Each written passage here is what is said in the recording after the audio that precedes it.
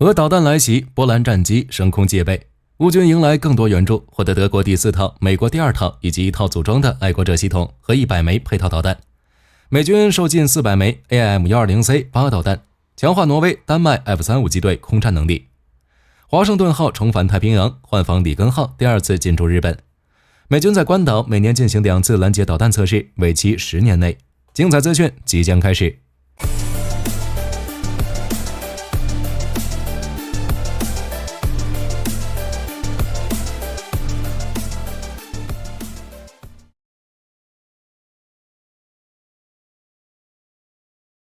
6月12日凌晨，俄军向乌克兰发射多枚巡航导弹、自杀式无人机等武器，乌克兰多地响起防空警报，其首都基辅防空警报更是持续了近2小时。凌晨4点左右响起多次爆炸声。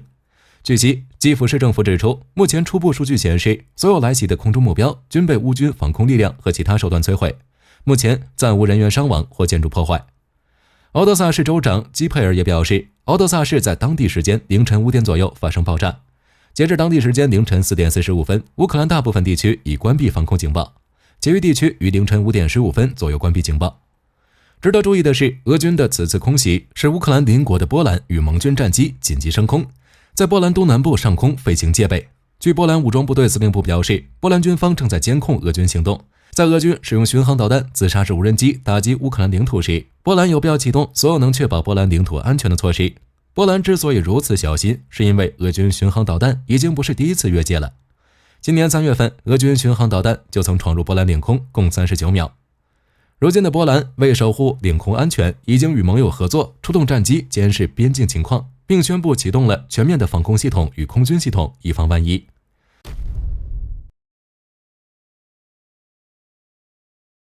6月11日，乌总统泽连斯基在德国联邦医院发表讲话，感谢了德国对乌克兰的支持，并再次强调俄乌战争将以乌克兰条件结束。最终，德国联邦医院起立为他鼓掌。在接下来的瑞士和平峰会上，相信乌克兰将赢得更多支持。同时，在乌克兰重建会议上，泽连斯基还呼吁盟友提供更多的防空武器。他表示，自去年冬季以来，俄军的火箭弹、无人机、导弹等武器的频繁袭击，已经导致乌克兰近一半的供电设施损毁。部分地区为应对供电瓶颈问题，已不得不扩大现实供电的范围。同时，泽连斯基强调，只要俄军仍然在空中占据优势，俄罗斯就不会真正参与有关和平的谈判。在听了泽连斯基演讲后，德国率先作出回应，其国防部长皮斯托瑞斯表示，未来几周将再次援助100枚爱国者导弹，帮助乌防空部队守护基础设施免受俄军袭击。据悉，这100枚爱国者导弹，德国将与丹麦、荷兰和挪威合作提供，其中挪威为这项合作拨款了 1.25 亿欧元。此外，据《纽约时报》等多家媒体报道，德国还打算援助第4套爱国者系统。且经德国游说，美国已经同意向乌克兰派遣第2套爱国者防空系统和雷达。荷兰首相马克吕特也宣布称，已向乌克兰援助了1台 AN/MPQ-5365 雷达和3套爱国者导弹发射器，以及完成组装1套爱国者防空系统的关键部件。相当于数月之后，乌军就会拥有4套德国、2套美国以及1套组装的爱国者防空系统。而爱国者系统援助之所以会变得如此顺利，很明显是欧美国家注意到当前局势正在改变。F-16 即将下场，爱国者配合 F-16 之后或许不会急于防御。值得注意的是，在各国纷纷响应之际，乌克兰和盟国军工企业合作的第1家工厂终于开工了。据乌克兰战略工业部长亚历山大·卡米申表示，该工厂能快速修复军援设备，并在未来能生产新的装甲车。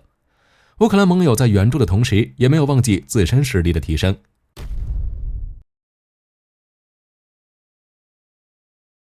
据自由时报报道，美国国防安全合作局近日先后发布导弹军售公告，将向丹麦、挪威军售近400枚 AIM-120C8 中程空对空导弹，以强化两国空军 F-35A 战机的空战能力，并提升其与美国、北约盟国的联合作战互通性。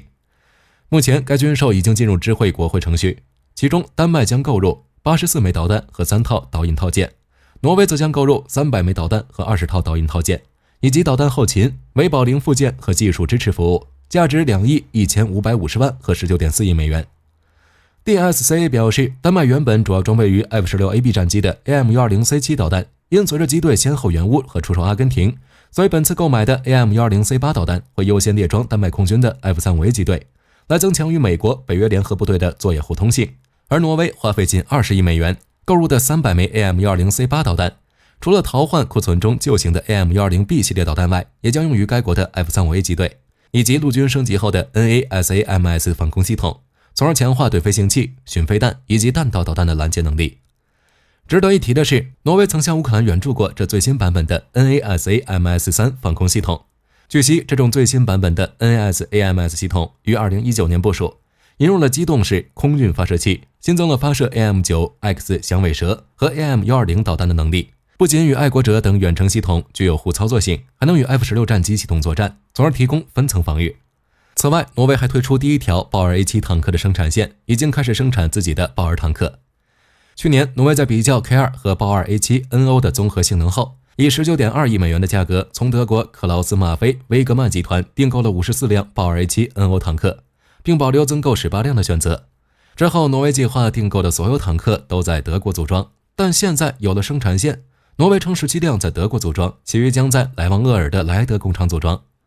那豹二 A7 NO 与原版性能如何呢？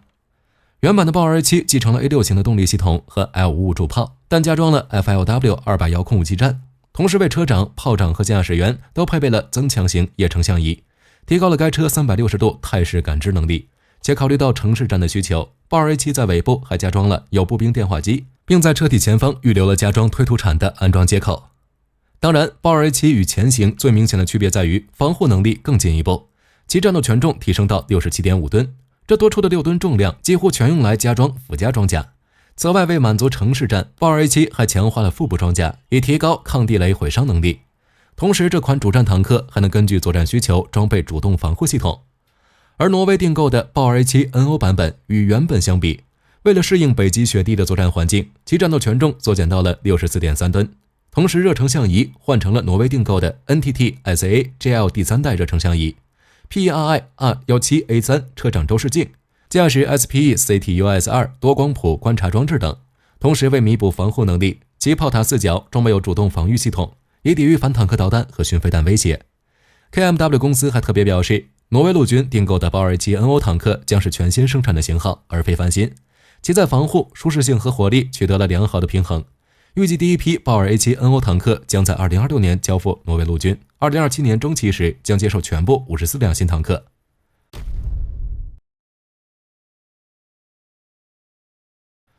美国海军第7舰队的尼米兹级航母里根号在上个月离开日本横须贺港后，就意味着美国在西太平洋的部署进入了换防期。那么是谁接的班呢？今年4月24日，美国海军曾宣布，华盛顿号航母将于本周从弗吉尼亚州诺福克海军基地出发，最终前往日本的新母港。而据最新消息显示，华盛顿号航母已在美军波特号驱逐舰、连索尔号补给舰以及智利海军埃卡拉达号巡防舰的护航下，顺利通过南美洲的麦哲伦海峡，重返太平洋海域。智利国防部表示，华盛顿号航母本月4日短暂停泊于麦哲伦海峡的蓬塔阿雷纳斯后，于近日参与了美军南方司令部今年的南方海洋2024海上演习。此次演习将有多个盟国舰艇与华盛顿号一同航行。在演习结束后，华盛顿号便会作为前沿部署海军部队的航母驻扎日本。据悉，这也是华盛顿号航母第2次进驻日本，第一次是2008年接替小鹰号部署日本。2015年，华盛顿号前往美东的诺福克军港接受 RCOH 工程，也就是全面换掉大修。直至去年5月完成 RCOH 工程后，美海军才决定将华盛顿号重回第7舰队，并部署日本。至于换防的里根号，目前正在参与今年的勇敢之盾联合演习，等结束后将前往华盛顿州普吉特湾造船厂，也将进行一次全面检查和维修。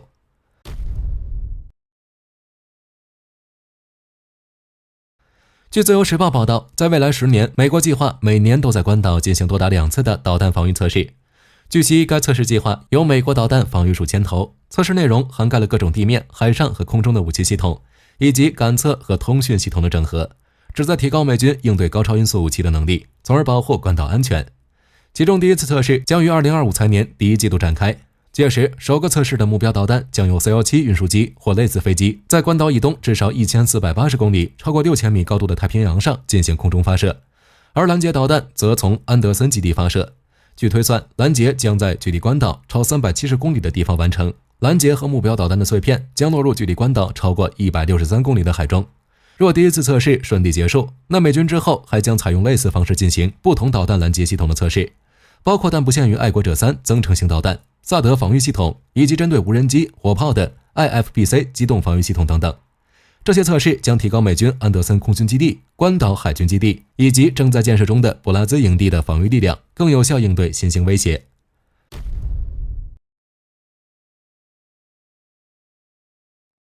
根据相关报道，5月31日，芬兰国防部长安迪哈卡宣布购买额外的洛克希德马丁公司生产的联合空对地对峙导弹增程。赫尔辛基已经使用了该导弹的 A 型号，这款导弹由芬兰空军大黄蜂飞机机队携带。AGM-158 系列采用的是涡轮喷气发动机提供动力，在发射之前，机翼被折叠以减小尺寸，发射后机翼会自动展开，有一个垂直的尾巴，通过惯性导航进行引导，并更新全球定位系统。成像红外导引头提供目标识别和终端归位，数据链允许导弹在飞行过程中传输其位置和状态，从而改进炸弹损坏评估。弹头是 WDU-42B 穿甲弹 JASSM， 可以由多种飞机携带 F-15E、F-16、FA-18 型、F-35B1、B2。与典型的巡航导弹不同， JASSM 的隐身设计使它能够在更高的高度飞行，并实现长距离飞行，而且不会消耗绕过地形障碍物的能量。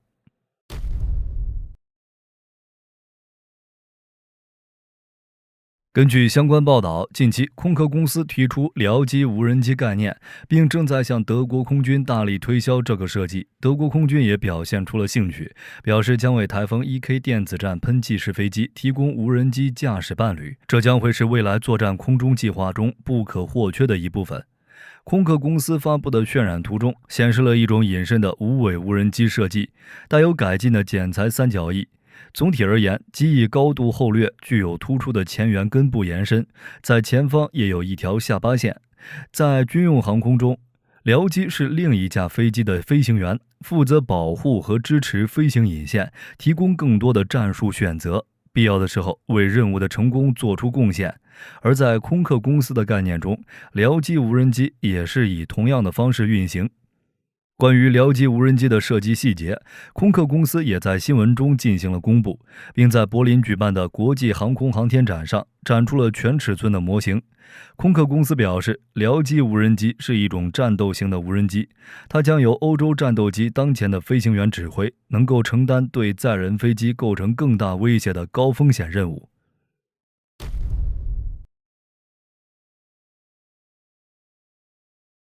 据法新社报道，6月2日，在葡萄牙南部贝雅机场参加航展的2架小型飞机相撞，这场事故造成了飞行员一死一伤。根据发布在社交网络上的视频显示，事发当天有6架飞机在离地面几十米的高空表演，其中一架飞机上升的时候突然撞上了另一架飞机，造成了这次事故。葡萄牙空军在声明中表示，受伤的飞行员已经被送往了贝雅医院进行紧急救治。这次事故中的飞行员隶属于一支名为雅克之星的特技飞行队，相撞的飞机是雅克25飞机，这是苏联时期设计的一款小型飞机，主要用于训练和特技飞行。军方在声明中表示，在这次事故中，其中一架飞机坠毁在空军基地的外围，另一架事故飞机降落在了停机坪上。虽然这次事故没有造成参加活动人员的伤亡，但葡萄牙国防部长努诺梅洛向记者保证，将积极展开相关的调查，以确定这次相撞的确切原因。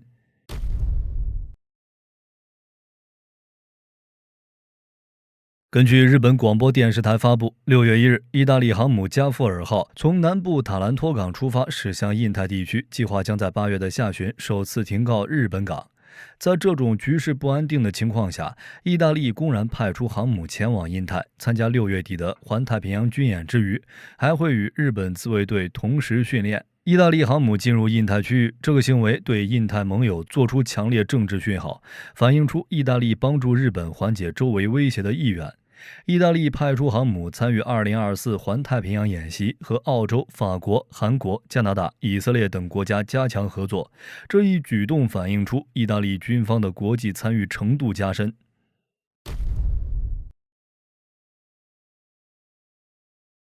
根据美国海军研究协会的新闻报道，6月3日，美国陆战队的死神无人机首度部署在菲律宾巴沙空军基地，执行情报共享的任务。这一举措加强了美国和菲律宾的军事合作。死神无人机是美国陆战队最新型无人机，在去年夏天正式投入使用。它拥有用途广泛、续航能力强等优点，可执行长距离的侦察、监控和攻击任务，续航时间达到18个小时，飞行高度可达15000公尺。美国的相关媒体报道称，菲律宾政府早在今年春季的时候就已经向美国印太司令部提出请求，希望获得美军无人机支持，以达到情报共享的目的。通过向美国陆战队第一远征军证实，陆战队已经同意了菲律宾政府的请求，派遣了死神无人机。美军表示，死神无人机暂时驻扎在菲律宾，根据美菲2014年签署的增强防卫合作协议，会进行轮流部署，并且在部署过程中将遵循菲律宾的法律和法规。相关报道中指出，由于菲律宾宪法禁止外国军队永久驻扎，因此美军无法在当地建立永久基地。虽然美陆战队的死神无人机以夏威夷卡内奥赫湾陆战队航空站位基地部署在印太地区，但这是死神无人机自从去年夏天实现初始作战能力以来，首次在国外进行部署。但美国陆战队对于轮换部署的持续时间以及部署数量，并没有做出相关的说明。